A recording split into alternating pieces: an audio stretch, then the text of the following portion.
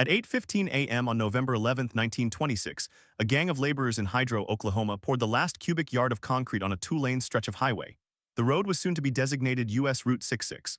The workers had been at it since dawn, shoveling, smoothing, and curring the pavement under a cool autumn sky. A state highway official stood by, clipboard in hand, checking the alignment. The road ran straight for a few miles, then curved gently toward the horizon. This segment was the final link in a chain of roads connecting Chicago to Los Angeles. But in 1926, much of Route 66 was still gravel, dirt, or graded earth. The concrete in Hydro was a small victory in a much larger war against mud and isolation. The official proclamation came on that same day. The American Association of State Highway Officials approved the numbering of a transcontinental highway that would snake through 8 states. It would be called US 66. But the number was almost an afterthought. The real story was the road itself. It was not the first paved highway across the country. The Lincoln Highway had beaten it by more than a decade. But Route 66 was different. It was not built to be the fastest or the most direct. It was built to connect small towns, farming communities, and remote trading posts. It was a road designed for the people who lived along it, not just for those passing through. The idea came from a man named Cyrus Avery, a businessman from Tulsa, Oklahoma. He had spent years pushing for a paved highway that would link the Midwest to the Pacific coast. In 1925, he helped form the U.S. Highway 66 Association. The goal was simple: get the road built, then promote it. Avery understood that a road needed traffic and traffic needed destinations. So he marketed Route 66 as the main street of America, a road that would carry farmers to market, families to new jobs, and tourists to the Southwest. He even chose the number because it was easy to remember and sounded important. By the time the last concrete was poured in Hydro, the road was already being used, but it was far from finished. Many sections were unpaved. In the summer, cars kicked up clouds of dust. In the winter, the road turned into a ribbon of mud. Travelers often got stuck for hours. The federal government had promised funding, but the money came slowly. State highway departments argued over routes. Towns fought to be included, fearing they would be left behind. The road that was supposed to unite the country was, for its first decade, a patchwork of barely connected lanes. What happened next was not a single event but a slow transformation. The Dust Bowl of the 193's rows sent thousands of families from Oklahoma, Texas, and Arkansas westward along Route 66. They packed everything they owned into cars and trucks. They drove through heat and sandstorms, broke down on the side of the road, and kept going. The road became a symbol of escape and survival. John Steinbeck called it the Mother Road, the road of flight. That name stuck. But the road was not just for refugees. During World War II, the military used Route 66 to move troops and equipment to bases in California. After the war, a new wave of travelers came. Veterans returning home, families on vacation, and entrepreneurs opening motels, diners, and gas stations. The road became a destination in itself. Neon signs advertised rooms for $2 a night. Billboards promised the best steak in the West. Tourists stopped to see the Cadillac Ranch, the Wigwam Motel, and the Blue Swallow Motel. Route 66 was no longer just a road, it was an experience. Then came the interstate highway system. In 1956, President Eisenhower signed the Federal Aid Highway Act. It called for 41,000 miles of divided highways. These new interstates were faster, safer, and more direct. They bypassed small towns and avoided the curves and stoplights of Route 66. One by one, sections of the old highway were abandoned. Some were repaved and given new numbers, others were left to crack and fade. In 1985, Route 66 was officially decommissioned. The signs came down. The road that had built America was erased from the map, but the road did not disappear, it simply changed form. Today, many stretches of Route 66 remain as state highways, county roads, and gravel tracks. The Mother Road has become a historic attraction. Travelers from around the world still drive it, looking for the America that was. They stop at the same diners, sleep in the same motels, and take pictures of the same faded billboards. The road matters because it represents a time when highways were not just for moving traffic. They were for moving people, ideas, and dreams. How could a single road mean so much? The answer lies in what happened along it. In 1928, a man named Robert Miller drove from Tulsa to Los Angeles in a new Chevrolet. He kept a diary. He wrote about the dust, the heat, and the kindness of strangers who gave him water. He wrote about the moment he saw the Pacific Ocean. That diary was published in a local newspaper. Other people read it and wanted to make the same trip. They wanted to see what Miller had seen. The road became a thread connecting millions of private stories. In 1937, a woman named Clara Wilson left her home in Joplin, Missouri with her 3 children. She had no money and no husband. She drove a 1929 Ford that leaked oil. She made it to California in 10 days. She later said the road saved her life. There are thousands of similar stories. They are not in history books. They are in family albums, postcards, and letters. The road was not a monument. It was a tool. And tools carry the marks of the hands that used them. Investigators looking at the road today would find a system that was never designed to last forever. The original concrete was only 4 inches thick. The curves were not banked, the bridges were narrow. The road was built on the cheap because the country was broke and the need was urgent. But that cheap road carried more people than any other highway of its time. It carried the hopes of a generation that believed the West was still open. And when the interstates came, Route 66 was not destroyed. It was simply retired. Why does it still matter? Because the road has become a symbol of something larger than itself. It stands for movement, for freedom, for the idea that the next town might be better than the last. That idea is older than the United States, but Route 66 gave it a physical form. You could drive on it, you could sleep on it, you could get your car fixed on it, and when the road was gone, the idea remained. The first segment ends here, but the story continues. The road that built America did not disappear when the signs came down. It went underground. It became a ghost highway waiting to be rediscovered. And in that rediscovery, we might find not just a road, but a map of who we were and who we wanted to become. At 2:17 p.m. on March 12, 1993, a truck driver named Harold Baines was hauling a load of gravel along a two-lane road near exit 186 on Interstate 40 in western Oklahoma. He was not lost. He was taking a detour following a faded sign that read Old Highway 66 Historic Route. The road narrowed. The asphalt turned to concrete. The concrete was cracked and buckled. Baines slowed down. He knew the road was not meant for heavy trucks, but he needed to deliver the gravel to a ranch about 10 miles ahead. Half a mile past the sign, his front tire hit a gap in the pavement. The wheel dropped into a depression about 8 inches deep. The truck lurched. The load shifted. Baines fought the steering wheel, but the right side of the truck left the road. The vehicle tipped, rolled once, and came to rest on its side in a dry ditch. Baines climbed out through the broken windshield. He had a cut on his arm, but he was alive. He looked back at the road. The gap he had hit was not a pothole. It was a seam where the original 1928 concrete had separated from a later 1950's overlay. The road had been abandoned, paved over, and then abandoned again. No one had maintained it in nearly 40 years. What happened next was not a major news story. The Oklahoma Highway Patrol filed a report. The truck was towed. Baines went to a clinic. The stretch of road was eventually barricaded. But the accident drew the attention of a local historian named Linda Ferguson. She had been documenting the surviving segments of Route 66 in Custer County.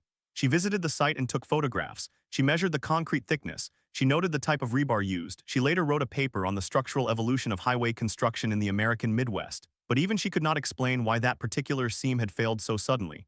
No heavy rains had fallen. No earthquake had occurred. The road had simply given up. The question hung in the air. How could a road that had carried millions of vehicles, including military convoys during World War II, just break apart under a single gravel truck? Investigators from the Oklahoma Department of Transportation took core samples. They found that the 1928 concrete was 3.5 inches thick, thinner than modern standards. The 1950's overlay was an inch of asphalt. The two layers had never bonded properly. Water had seeped into the gap over decades, freezing and thawing, widening the separation. No one had ever sealed that seam. The road had been designed to last maybe 20 years. It had lasted 65. But the end was not a crash. It was a slow, patient decay. The decay was not unique to Oklahoma. Across the entire 8-state stretch of Route 66, similar failures had been happening for decades. In 1957, a bus carrying migrant workers overturned on a narrow bridge near Elk City, Oklahoma, when the concrete shoulder crumbled. In 1963, a family of 4 died when their car hit a washout on a section of the road in New Mexico that had not been repaired since the war. In 1971, a freight train struck a car at a grade crossing in Texas, where the highway had not been upgraded with crossing gates. Each incident was recorded, filed, and forgotten. The road was dying by inches. By the time the last official signs came down in 1985, the mother road was already a patchwork of failures. But the decommissioning was not a funeral, it was a release. The road no longer had to pretend it was a modern highway. It could become what it had always secretly been, a relic. Then in 1990, a small group of enthusiasts gathered at the historic Blue Swallow Motel in Tucumcari, New Mexico. They had driven from California, Arizona, Texas, and Illinois. They formed the Route 66 Preservation Association. Their goal was not to rebuild the highway but to save what remained. They lobbied state legislatures to designate surviving segments as historic byways. They organized cleanups. They raised money to repair the most endangered bridges. One of their leaders, a retired engineer named Bill Thole, spent 5 years tracing the original 1926 alignment across the Mojave Desert. He used a metal detector to find the old steel guardrails, long buried under sand. When he found one, he would dig it out, paint it green, and install a small plaque. By 1998, he had marked over 200 miles of ghost road. But the road they were saving was not the same road that had carried the Dust Bowl refugees or the post-war tourists. That road was gone. The concrete was too old, too narrow, too fragile to carry modern traffic at modern speeds. The preservationists understood this. They were not trying to bring it back. They were trying to make sure it was not forgotten. and yet forgetting was exactly what had almost happened. In 1983, 2 years before the official decommissioning, the Arizona Department of Transportation had graded over a 9-mile stretch of original Route 66 near Oatman. They used bulldozers to push the broken concrete into the desert. They then covered the area with 4 inches of gravel. The goal was to prevent anyone from driving on the abandoned road and getting into an accident. No protest was raised. No news coverage occurred. The road simply disappeared. It took a family of local ranchers 12 years to realize that the old roadbed had been used as a source for gravel. By then, most of the concrete had been crushed and hauled away for construction fill. The ranchers, the Morrisons, had lived along that stretch since 1938. They remembered the road when it was the main street of America. They remembered the dust, the tourists, and the smell of gasoline. They remembered a man named Charlie who ran a gas station at the junction, now just an empty foundation. When they found out the road was gone, they wrote letters. They called the State Historic Preservation Office. They filed a complaint. No one responded. The road was already a memory, and memories cannot be bulldozed, but memories can be recorded. In 1995, the Federal Highway Administration funded a comprehensive inventory of surviving Route 66 features. The study took 3 years. Teams of surveyors drove every known alignment from Chicago to Santa Monica. They photographed 1,000 bridges, 200 gas stations, and 50 original mile markers. They found that only about 30% of the original road remained intact. The rest had been paved over, repurposed, or abandoned to the elements. One of the most striking findings was in central Illinois. The original 1926 alignment of Route 66 between Springfield and Lincoln had been used as a farm access road since 1940. The concrete was still there, hidden under grass. The surveyors had to walk the entire length, about 20 miles, to confirm it existed. They found sections where the road had been used as a cattle crossing. They found old tire tracks in the mud. They found a 1934 license plate embedded in the curb. The road had not disappeared. It had been absorbed by the landscape. What the study also revealed was a pattern of neglect and intentional destruction. In some cases, local governments had removed the old pavement to avoid liability. In others, the concrete was recycled into road base for interstate projects. In a few places, private landowners had deliberately broken up the road to prevent tourists from trespassing. The road did not die of natural causes. It was dismantled piece by people who had no use for it. And yet, even as the physical road crumbled, its symbolic power grew. In 1997, the song Route 66 was inducted into the Grammy Hall of Fame. In 2000, the National Trust for Historic Preservation placed Route 66 on its list of America's most endangered historic places. In 2005, the National Park Service published a comprehensive preservation guide. And in 2010, a group of artists drove the entire route, painting murals on abandoned buildings. The road became a canvas. But for every inch of the road that was celebrated, another foot was lost. In 2012, a flash flood washed out a historic wooden bridge on the old alignment near Afton, Oklahoma. The bridge had been built in 1907. It had a wooden deck and metal trusses. It was one of only 7 such bridges left on the entire route. The flood carried away the deck and twisted the trusses. The state evaluated the damage and decided not to repair it. The cost was too high. The bridge was dismantled and replaced with a culvert. The road that crossed it now ends at the culvert on both sides. The gap is about 60 feet wide. Drivers who want to follow the old route must turn around. The story of that bridge is the story of the entire road. Piece by piece, the original infrastructure is being removed. Not because anyone hates it, but because it costs too much to keep.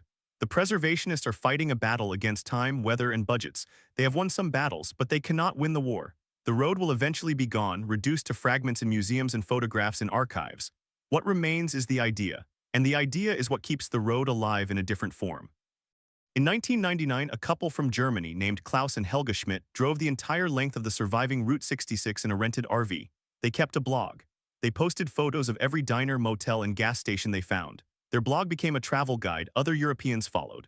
By 2005, the number of international tourists driving Route 66 had surpassed the number of Americans. The road had become a global symbol of Americana. It was no longer just a road, it was a destination, and with that came a new threat: overpopularization. In Williams, Arizona, the main street was lined with gift shops and chain restaurants. The old motels were renovated, but the rates went up. The road became a commodity. Some locals complained that the soul of the road had been replaced with a caricature. Others argued that tourism was the only thing keeping the towns alive. The debate continues. But for the people who remember the road before the signs, before the tourists, before the preservationists, the loss is not about money. It is about something deeper. A man named Orville Johnson, who had driven the road in 1947 when he was 16, said in an interview in 2003 that the road had taught him how to be alone. He had driven from Amarillo to Needles through the desert with no radio and no company. He watched the stars come out. He felt the wind. He said that experience could not be replicated on an interstate. The interstates are efficient, he said, but they are not sacred. The road that built America was built by hand. And when it goes, it takes a piece of the American soul with it. That soul is what the investigators of the road, the historians, the archaeologists, the sociologists seek to understand. They ask, why did this particular road become so important? Why not the Lincoln Highway? Why not the Pacific Highway? The answer lies in the timing. Route 66 was built just as the automobile age was taking off. It was the road of the Great Depression, the Dust Bowl, and the post-war boom. It saw the worst and the best of the 20th century. And it did so while being wide open, 2 lanes, nothing between you and the sky. That rawness, that exposure is what people remember. Now, in 2025, the road is still being pulled apart and put back together. A group of engineers in California recently completed a 2-year project to stabilize the concrete on the old alignment through Cajon Pass. They used a technique called slab jacking, where a special grout is injected under the pavement to lift it back into place. The project cost $3 million. It saved about 3 miles of road. That is $1 million per mile. The cost of building the entire road in 1926 was about $100,000 per mile. Adjusted for inflation, that is about $1.5 million per mile. So in a strange way, preservation costs almost as much as original construction. The question becomes, is it worth it? The people who live along the road say yes. The owners of the Blue Swallow Motel, now in its 4th generation of family ownership, say the road is their livelihood. The historians say yes, the tourists say yes, but the funding is never guaranteed. Each year, preservation groups fight for grants. Each year, a few more miles are saved, and each year, a few more miles are lost. The last time a full-length journey of the original Route 66 was attempted was in 2008. A team from the Smithsonian Institution drove a 1931 Model A Ford along the entire surviving alignment. They had to use topographical maps, GPS coordinates, and interviews with old-timers to find the road. They made it from Chicago to Los Angeles in 47 days. They averaged 35 miles per hour. They broke down 6 times. They got lost 9 times. They succeeded. But they said that within 10 years, the route would be impossible to follow without off-road equipment. That time is almost here. The road that built America is now a ghost highway, and ghosts do not last forever. But for as long as the concrete holds, the road will be there waiting. And for as long as there is someone willing to look for it, the mother road will still be alive. In the summer of 2007, that life was tested again. On August 2nd, the Gasconade River in central Missouri rose more than 20 feet in less than 6 hours. The rain had been falling steadily for 3 days. At 4:15 in the afternoon, a wall of debris, trees, fence posts, a collapsed barn roof slammed against the wooden truss bridge that carried the old alignment of Route 66 over the river. The bridge, built in 1923, was held together by iron bolts and wooden beams. It groaned, then it tore away from its abutments. The collapse happened in seconds. No one was on the bridge at the time. A local farmer named Harold Tipton saw it go down from his pasture a quarter mile away. He said it sounded like a tree breaking in a storm, except it did not stop. Afterward, all that remained were the concrete piers on either bank, pointing at nothing. The road on both sides ended in abrupt, crumbly edges. What happened next became a case study in the limits of preservation. The Gasconade Bridge was one of the last surviving examples of a Howe truss design on the entire Route 66 corridor. It had been listed on the National Register of Historic Places in 1993. Local historians had documented its construction in detail. The Missouri Department of Transportation estimated that rebuilding the bridge would cost $4 million. The state had no funds allocated. The Federal Historic Preservation Fund had a grant program, but the maximum award was $200,000. That covered 5% of the cost. The community formed a committee. They held fundraisers, bake sales, car shows, pancake breakfasts. They raised $40,000. The county commissioners said they would contribute $50,000. That was $90,000, less than 3% of the need. The bridge was never rebuilt. In 2009, the state removed the remaining piers and filled the riverbank with riprap. The road is now a dead end on both sides. A sign says road closed, no outlet. There are no exhibits, no markers. The bridge is gone. That is the pattern across the entire route. Each year, another historic structure fails and no one has the money to save it. The problem is not awareness, it is scale. Route 66 spans 8 states and more than 2,400 miles. The number of bridges, culverts, retaining walls, and pavement sections that require maintenance is in the thousands. The total cost to preserve every remaining original mile has been estimated at $1.2 billion. That figure was calculated in 2010. It has not been updated, but preservation does not always fail. In some places, the road has been saved through sheer will. One example is the town of Tucumcari, New Mexico. In 2009, the local Route 66 museum reported that visitor numbers had dropped by 80% from the previous decade. The interstate had taken most of the traffic. The historic motels along the main street were boarded up. The town was dying. then a group of residents decided to fight. They formed the Tucumcari Route 66 Revival Committee in 2010. Their first project was the restoration of the Blue Swallow Motel, which had been shuttered since 2010. The building had been stripped of its neon sign, its original doors, and its porcelain bathroom fixtures.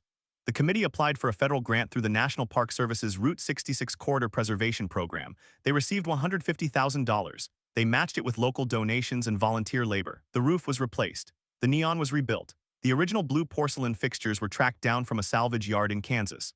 The motel reopened in 2010. It is now fully booked every summer. The revival attracted other investments. A diner opened across the street. A vintage gas station became a souvenir shop. Within 5 years, Tucumcari's Main Street saw the reopening of 6 historic motels.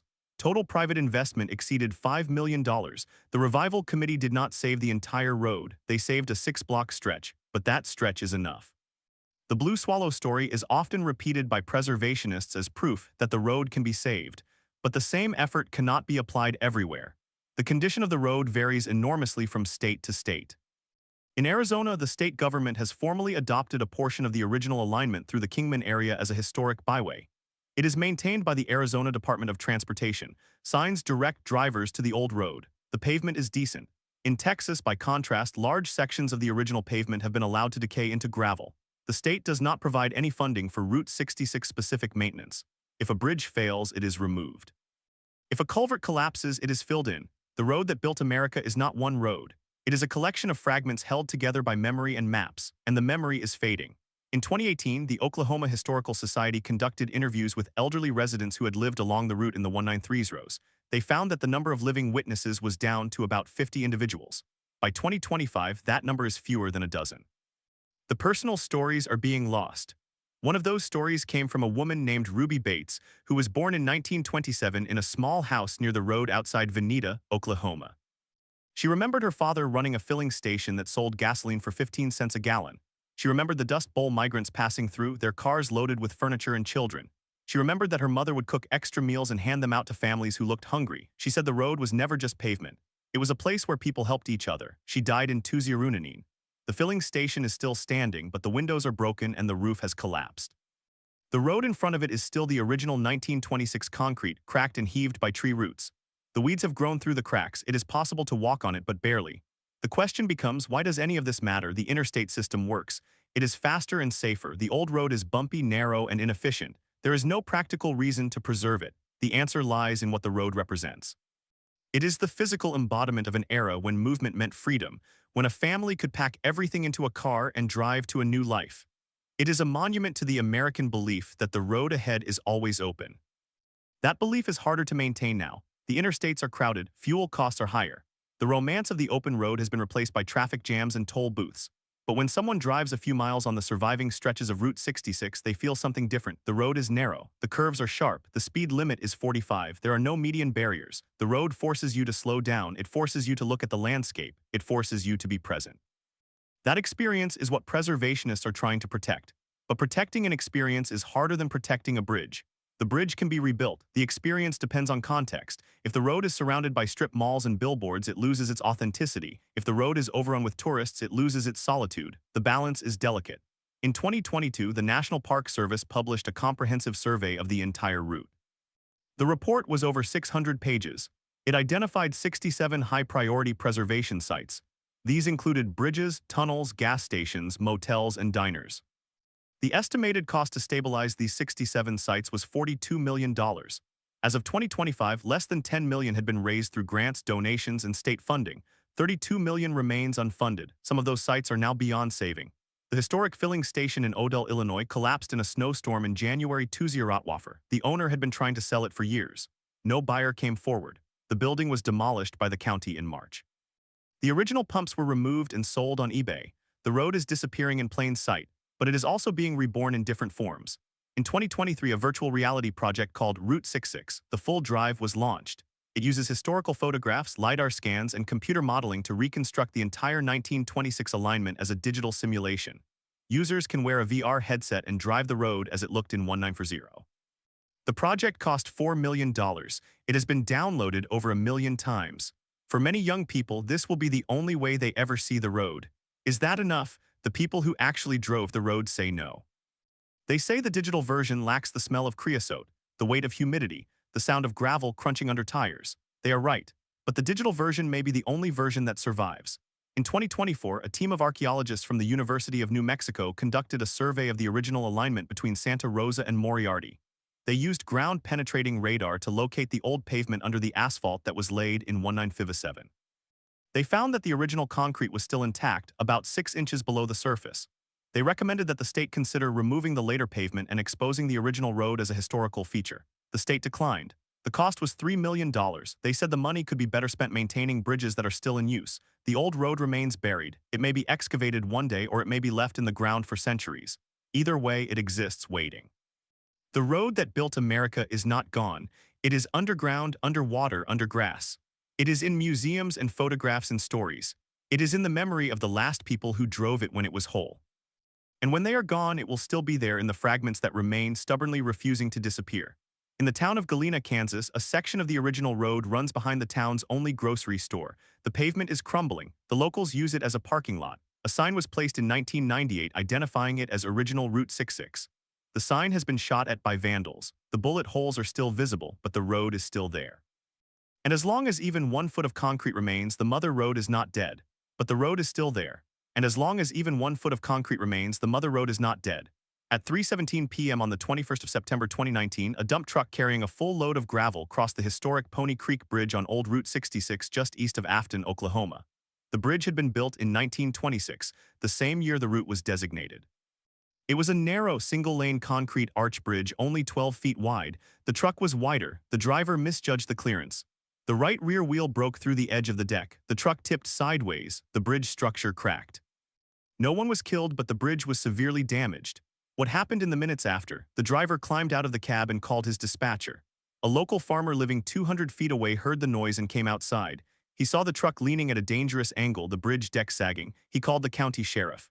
At 3:32 p.m., the sheriff arrived and blocked both ends of the road with orange cones.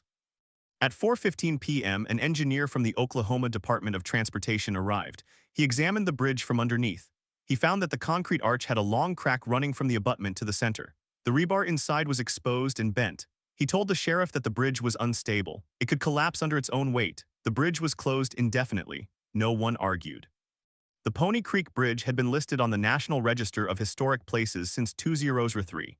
It was one of only 7 remaining original concrete arch bridges from the 1926 construction of Route 66 in Oklahoma. The state had known about its condition. A 2015 inspection had noted that the bridge was functionally obsolete. It was too narrow for modern traffic, but it was still considered structurally sound. The weight limit was posted at 5 tons. The dump truck weighed 15 tons empty. It was carrying 18 tons of gravel. The total weight was 33 tons, 6 times the posted limit. The driver did not see the weight limit sign. The sign had been knocked down by a previous vehicle weeks earlier and never replaced. The county was responsible for maintenance of that sign. The county said they had not been notified. The state said they had sent a notice. The notice was not found. No one took responsibility. The bridge remained closed for 8 months. During that time, local residents had to detour 12 miles to cross the nearest functional bridge. The detour added 20 minutes to every trip. Farmers complained. School bus routes were changed. Emergency vehicles had to take longer routes. The community pressure to fix the bridge grew, but fixing it was not simple. The bridge was historic. Any repair had to meet federal preservation standards. That meant using original materials and techniques. The concrete had to match the 1926 mix. The rebar had to be the same size and spacing. The labor had to be done by craftsmen experienced in historic masonry. The cost estimate came in at $1.2 million. That was more than the county's entire road budget for the year. The alternative was demolition. The county could tear down the bridge and replace it with a modern culvert. That would cost $300,000. The state would pay for it. The historic designation would be lost. The road would become a modern paved ditch. The memory of the old bridge would vanish. A public hearing was held on the 15th of January 2020 at the Afton Community Center. 70 people attended. The county commissioners presented both options. The cost difference was stark. The room was divided. Some argued that the bridge was a part of their heritage. They remembered crossing it as children. Others said the money could be better spent on roads that were used every day. The bridge had carried an average of 30 cars per day. A culvert could carry 100 without issue. The vote was not taken that night. The commissioners delayed the decision, hoping for outside funding.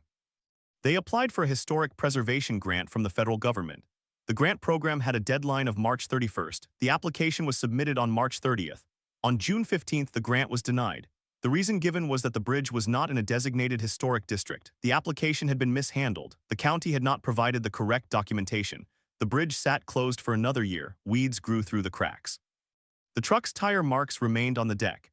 In December 2020, a severe ice storm hit the area. The freeze-thaw cycle expanded the crack. On the morning of December 28th, a section of the arch fell into the creek. The bridge was now beyond repair. The county declared it a public hazard. In February 2021, demolition began. The concrete was broken up and hauled away. A steel culvert was installed in its place. The work was completed in 3 weeks. The cost was $340,000. The road reopened on March 5, 2021. No one died, no one was injured, but something was lost. The Pony Creek Bridge was gone. It was not a major landmark. It was not featured in any tourist brochures. It was just a small concrete arch over a shallow creek. But it was one of the few remaining physical connections to the year the road was born. The story of the Pony Creek Bridge is not unique. It happened many times across the length of Route 66. Each time the decision came down to money. The bridge was a relic, the culvert was practical, the community weighed memory against cost, memory lost, but sometimes memory wins. In 2012, a similar situation occurred in the town of Baxter Springs, Kansas. The historic Marsh Bridge, built in 1923, was threatened with demolition after a flood damaged its supports. The local historical society raised $200,000 in 6 months. They organized bake sales, car washes, and a benefit concert. The state agreed to match the funds. The bridge was restored and reopened in 2004. It now carries a fraction of the traffic it once did, but it carries it over the same original concrete that was poured 90 years earlier. What made the difference? The community was smaller but more organized. The historical society had a full-time director. The Pony Creek Bridge had no such group. It was just a bridge in a rural area with no dedicated advocates. The lesson is simple. Preservation requires not just money but people willing to fight for it, and those people are increasingly rare. The generation that grew up with Route 66 as a living road is passing away. Their children remember it as a vacation route. Their grandchildren know it only from movies and video games. The emotional connection weakens with every decade. In 2021, a survey conducted by the Route 66 Association asked Americans under the age of 30 what the highway meant to them. 70% said they had never heard of it, 20% said they had seen it in a cartoon, 10% said they had driven a small section on a road trip. The association concluded that the road's cultural relevance was declining faster than expected. Meanwhile, the physical deterioration accelerates. In 2022, a storm in New Mexico washed out a 2-mile section of the original alignment near the town of Cuivo. The road had already been closed for decades, used only by hikers and off-road vehicles. The washout exposed a layer of old concrete that had been buried under asphalt since 1937. Geologists from the University of New Mexico examined the exposed material. They found that the concrete was still in excellent condition. The original 1:0 formula included a high proportion of river gravel and a low water-to-cement ratio. It was stronger than modern concrete, but the asphalt on top had cracked and trapped water. The water had frozen and thawed repeatedly, breaking the asphalt. The concrete underneath was intact. The state did not repair the washout. They left it as it was. The section is now impassable by any vehicle. It is slowly being reclaimed by desert. The concrete will eventually crack from thermal stress. It will become rubble. It will be buried by sand. In a few decades, it will be invisible. The road that built America is returning to the earth. The process is slow but inexorable. Every year, another bridge collapses. Another gas station is demolished. Another motel is boarded up. The preservationists fight, but they are outnumbered by time, yet there are successes that defy the trend. One of the most remarkable is the restoration of the El Vado Motel in Albuquerque, New Mexico. The El Vado opened in 1937. It was designed in the Spanish Pueblo Revival style with a courtyard and 2-story balconies. It was one of the first motels in the country to offer private bathrooms in every room. It was a symbol of the golden age of motoring, but by the 1990s it was run down. It changed hands several times. In 2005, it was condemned. The city planned to demolish it for a parking lot. A local nonprofit called the Southwest Organizing Project stepped in. They argued that the motel could be converted into affordable housing. The city was skeptical. The cost was estimated at $10 million. The nonprofit raised $5 million from federal tax credits, $2 million from the state, and $2 million from private donations. The remaining $1 million came from the city itself. Construction began in 2006.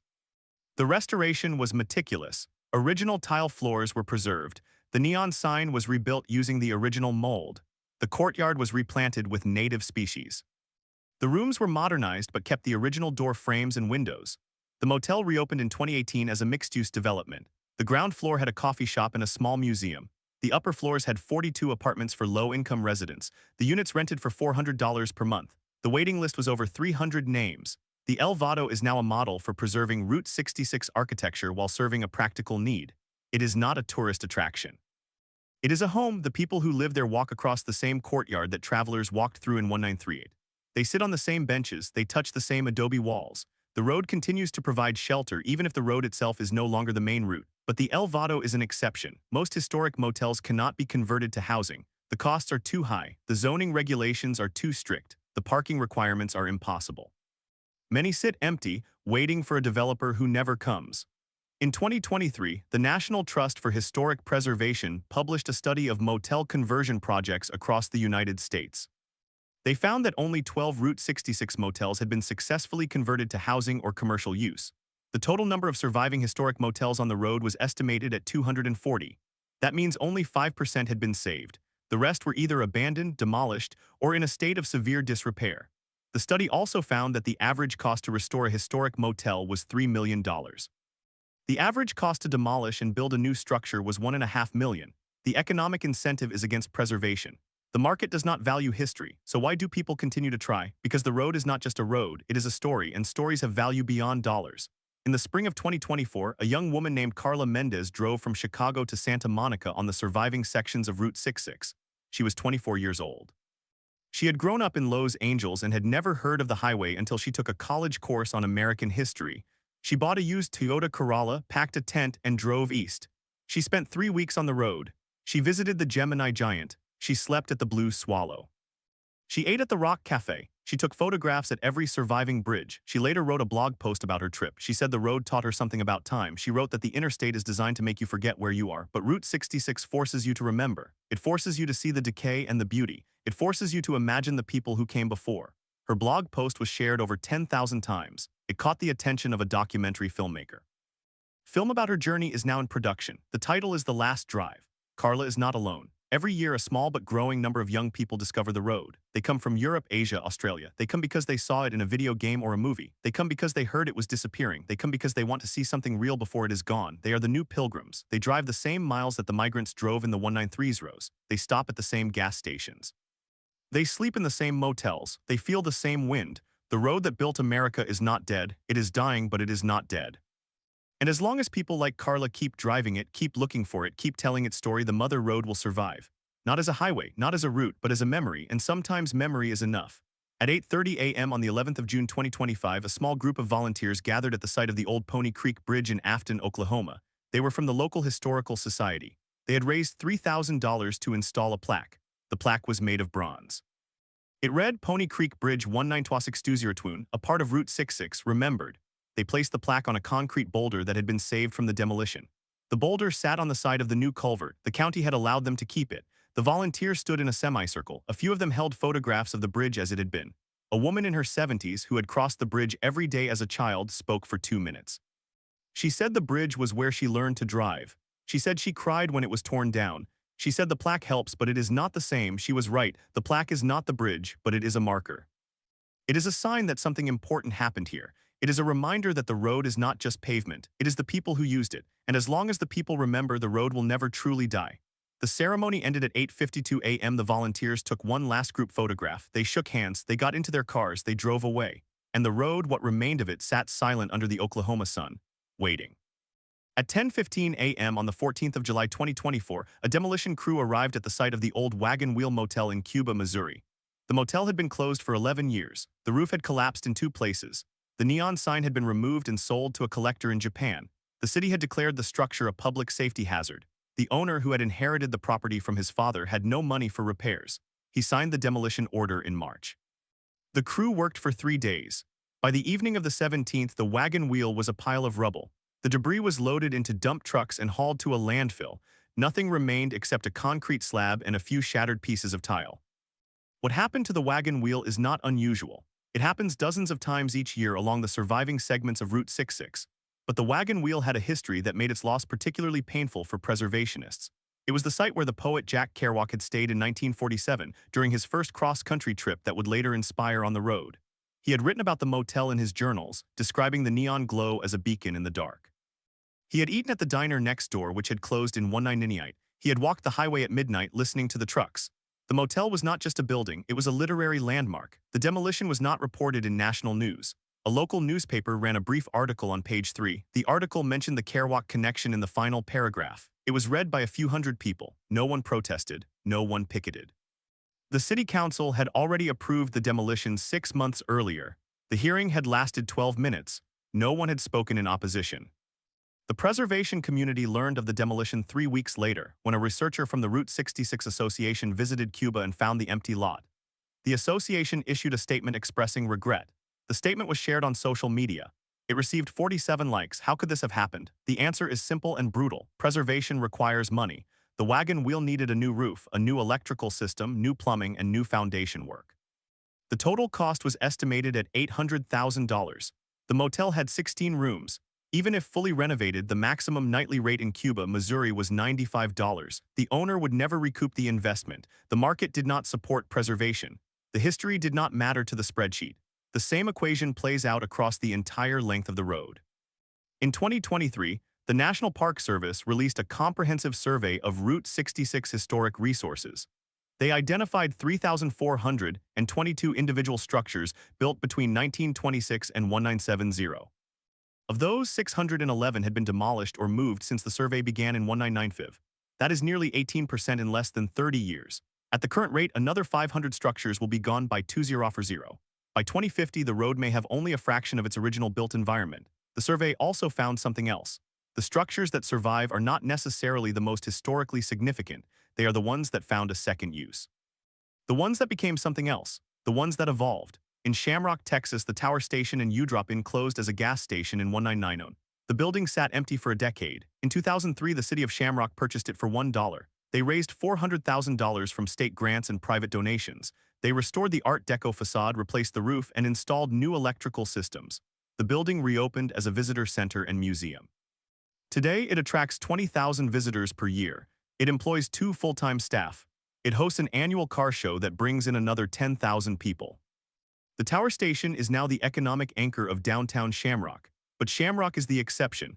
Most towns along Route 66 lack the population, the tax base, and the political will to replicate that model. Shamrock has 850 residents. The Tower Station required $400,000 in grants. That works out to $470 per resident. Most towns cannot afford that. And even if they could, not every building has the architectural significance of the Tower Station. In 2025, the Route 66 Corridor Preservation Program, which had been funded by the National Park Service since 1999, faced a funding crisis. The program had distributed $20 million in grants over 26 years. It had helped preserve over 200 structures. But in 2024, Congress reduced its budget by 40%. The program was forced to cut its grants from $50,000 per project to $25,000. The smaller grants could no longer cover the cost of major structural repairs. Preservation projects became smaller, more symbolic, less effective. The director of the program gave an interview in September 2024. She said the program was operating on fumes. She said that without additional funding, they would have to stop accepting new applications by 2025. She said that the road was entering its final phase of decay. She did not say the road was dying. She said it was entering its final phase. The distinction was subtle, but she was a preservationist. Preservationists always leave room for hope. At 11:40 a.m. on the 2nd of November 2024, a truck driver named Dale Hawkins pulled over at the remains of the Blue Sky Motel in Glen Rio, New Mexico. He was 62 years old. He had been driving trucks for 38 years. He had crossed the country hundreds of times. He had never stopped at Glen Rio before. He had always taken the interstate. But on that day, his GPS had directed him onto the old alignment due to construction on Interstate 40. He saw the abandoned motel. He stopped. The Blue Sky had closed in 1974. The roof had collapsed in 1986. The walls had fallen in 1992. What remained was a partial facade, a concrete signpost with peeling paint, and a pile of rubble. Dale got out of his truck and walked over. He found a key on the ground, rusted and bent. He picked it up. He turned it over in his hand. He did not know what had opened. He did not know who had last held it. He put it in his pocket. He took a photograph. He got back in his truck. He later told a reporter that he could not explain why he stopped. He said it was something about the silence. He said the interstate has noise, constant noise, but the old road was quiet. He said he looked at the ruins and imagined the people who had slept there, the families on vacation, the salesmen, the migrants. He said he felt like he was standing in a graveyard. Dale's story was picked up by a local news station in Amarillo. The segment ran for 2 minutes. It was viewed 40,000 times online. A few weeks later, a GoFundMe campaign was launched to place a historical marker at the site. The goal was $5,000. It raised $630. The marker was never installed. In the spring of 2025, a group of archaeologists from the University of New Mexico began a survey of abandoned Route 66 sites in the Tucumcari area. They used ground-penetrating radar and drone photography. They documented 37 sites, including gas stations, motels, cafes, and bridges. They found that 23 of the sites had significant subsurface contamination from leaking fuel tanks, motor oil, and solvents. The contamination had spread into the groundwater. The cost of remediation was estimated at $15 million. The sites were not cleaned up. The contamination remains. The road is not just decaying, it is poisoning the ground. The archaeologists also found evidence of something unexpected. At 3 of the sites, they discovered artifacts from the 193's rows: bottles, coins, a child's shoe, and a ceramic plate. The artifacts were buried beneath layers of asphalt and gravel. They had been preserved by the very contamination that surrounded them. The oil had sealed the soil, preventing oxygen from reaching the objects. The plate was still readable, still bearing the logo of a diner that had closed in 194. The shoe was still intact, the leather cracked but whole. The artifacts told a story of ordinary life, the life of the road. They were evidence of the human scale of Route 66. The archaeologists published their findings in a peer-reviewed journal in August 2025. The paper was titled "Beneath the Asphalt: Artifacts and Contamination on the Mother Road." It received little attention outside academic circles. But one passage was quoted in a newsletter distributed by the National Trust for Historic Preservation. The passage read, "The material culture of Route 66 is not only above ground, it is below. It is buried in the soil, preserved by oil and silence. It will remain there long after the last neon sign is gone. What survives of Route 66 today is not a road in the functional sense. It is a collection of fragments, memories, and markers. It is a ribbon of asphalt that no longer connects anything important, but it is also a symbol, and symbols are hard to kill." In the summer of 2025, a filmmaker from London arrived in Los Angeles to begin production on a documentary about the preservation efforts along the road. He had raised $120,000 through crowdfunding. He planned to travel the full route from Santa Monica to Chicago over 6 weeks. He interviewed preservationists, local historians, business owners, and travelers. He filmed the decay and the restoration. He filmed the empty lots and the restored motels. He filmed the volunteers placing plaques and the developers demolishing buildings. His film, titled The Long Goodbye, premiered at the Santa Fe Film Festival in October 2025. It ran for 92 minutes. The reviews were positive. One critic wrote that the film was not about a road but about time. Another wrote that it was a eulogy. The filmmaker was asked in an interview what he wanted audiences to take away. He said he wanted them to understand that the road is not a place. It is a relationship. It is the relationship between Americans and their landscape. It is the relationship between past and present. It is the relationship between memory and forgetting. And that relationship is ending. He was asked if the road could be saved. He paused. He said no, not as a road, but it can be remembered, and memory is a form of preservation. At 7:15 p.m. on the 31st of December 2025, a group of about 50 people gathered at the Santa Monica Pier, the official western terminus of Route 66. They came with champagne bottles and noisemakers. They came to celebrate the new year, but they also came to commemorate the road. The pier had installed a new plaque earlier that year honoring the centennial of the highway's designation. The plaque read, "Route 66, 19220 the Mother Road." The road that built America. The crowd sang Auld Lang Syne. They watched the fireworks. They posed for photographs. Some of them had driven from as far as Oklahoma, Arizona, Illinois. They had come to say goodbye to a century. The road had officially turned 100 years old on November 11, 2026. But the celebration had started early. The crowd knew that the centennial would be the last major milestone. After that, the road would fade further. The attention would move on. The funding would dry up. The volunteers would grow older. The road would become a footnote. But on that night under the fireworks, the road was alive.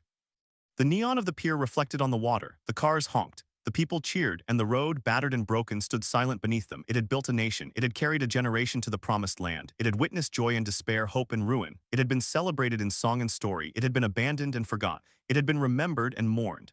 And now at the edge of the ocean it ended. The crowd dispersed at 12:30 a.m. The pier grew quiet. Last car pulled away. The neon flickered and dimmed. The road was empty, but the road had been empty before. It had been empty in the years before the Dust Bowl migrants. It had been empty during the war when gasoline was rationed. It had been empty after the interstates drew the traffic away. And each time it had come back not as the same road, but as something else, something new.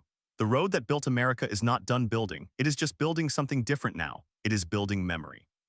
It is building legacy. It is building a story that will outlast the asphalt, the concrete, the neon, and the steel. And as long as someone drives it, remembers it, tells its story, the Mother Road will never truly die. It will simply change.